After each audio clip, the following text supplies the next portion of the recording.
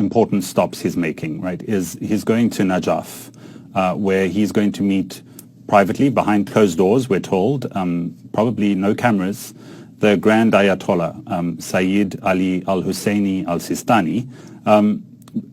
Who is the Grand Ayatollah? You know, why is Pope Francis meeting him? Look, the truth about Sistani, and I don't say this because I study Shia, but because it's true, is that he is an extraordinary human being. And you only have to look at his CV to see the awards he's been given, the Nobel Prize he's been nominated for, to see that his name occurs over and over again in the list of the most prominent Muslims. He's an Iranian born and studied in Qum, but completed his studies in Najaf. So you have these two schools, Najaf and Qum, and you have to think of them in terms of Oxford and Cambridge, really. It's two centers of learning rather than two single institutions, each with its own particular trend. And he's got a foot in both because he's Iranian born and he studied there and then in Najaf.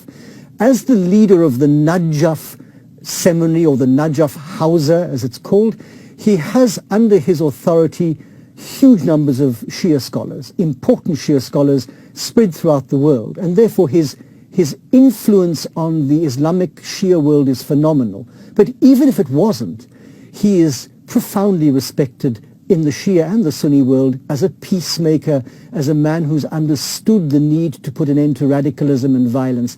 And therefore, I say without fear of contradiction, and I've said it often on camera, that with Francis and Siestani, you are dealing with two men with the same mindset. You are dealing with two men who both have come to understand, both of whom have come to understand that it's absolutely crucial that we find a peace that comes through justice. They both know that equally well. So it's two men who are on exactly the same level.